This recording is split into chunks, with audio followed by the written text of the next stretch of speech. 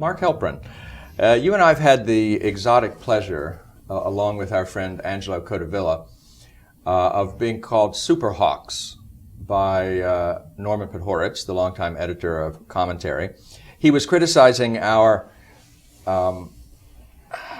countercultural views about the Iraq and Afghanistan wars. And now that we've had 9 years since the beginning of the Iraq War, and a little bit longer, 10 years, I suppose, since the beginning of the war in Afghanistan, I wonder if you'd favor us with some thoughts on how it went, and have we won?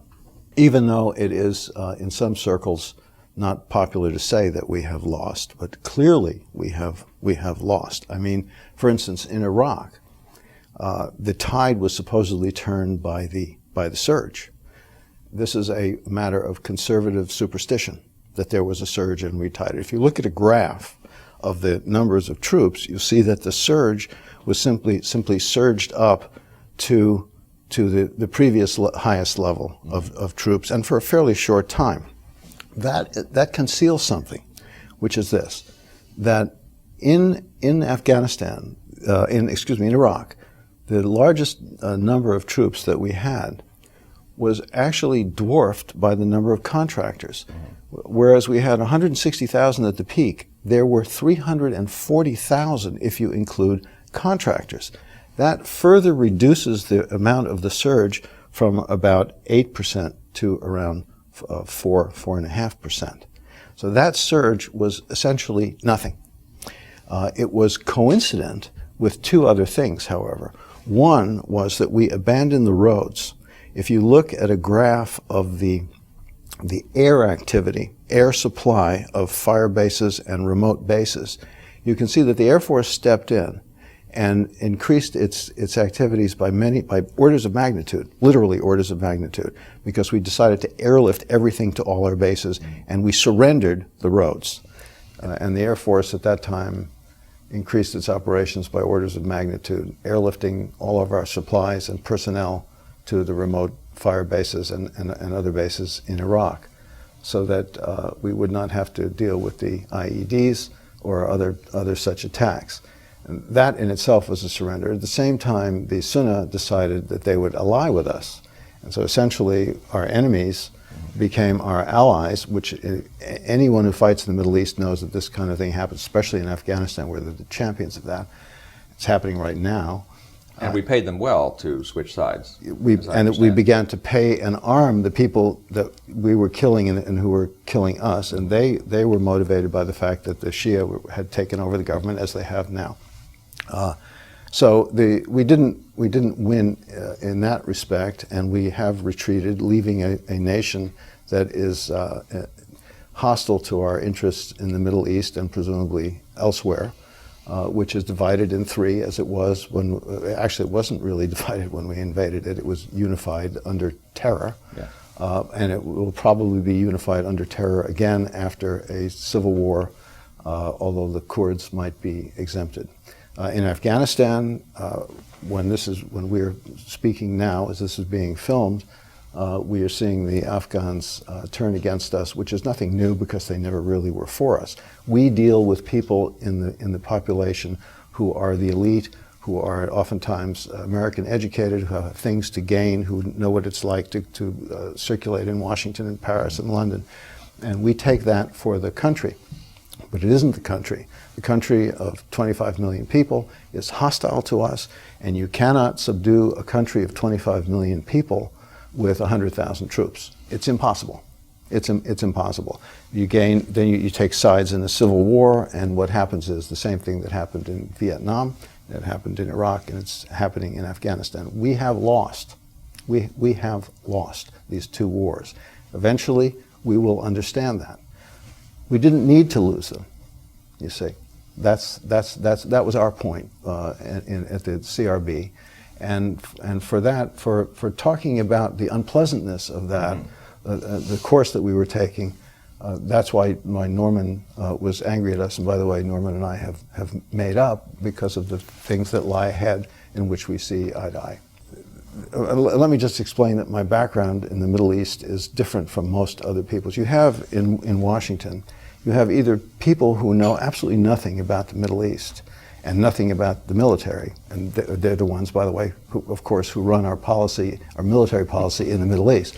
And then you have the people who do know something about the Middle East and know nothing about the military. And often they are Arabists, because that's how we train our Middle East specialists. And they've gone native, and their sympathies are very peculiar, I think.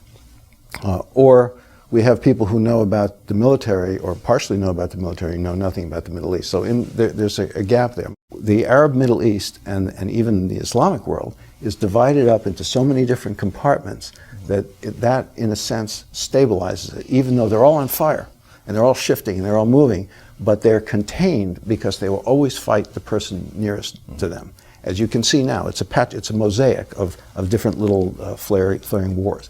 So this dissipates the overall energy. That's in our favor.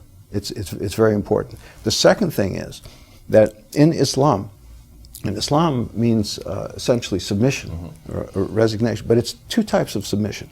You make your enemy submit, and because they divide the world into two parts: Dar al-Islam, which is the world of submission, the Islamic world, and the Dar al-Harb, the world of war. And if you submit like that, it has a dual meaning. It's not just that you make your enemy submit, it's that you also yourself submit. You submit to fate. You submit to Allah. And what happens is they undergo seasons and moods where they rise up, and they have the Islamic conquest, the rise of the Mahdi in Sudan, etc. So religious revivals feature as one of the normal a flip tides back of affairs. Yeah. A flip back into fatalism.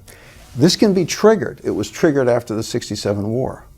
It was triggered with the defeat of the Mahdi in the Sudan. It can be triggered easily because that's one of their set modes.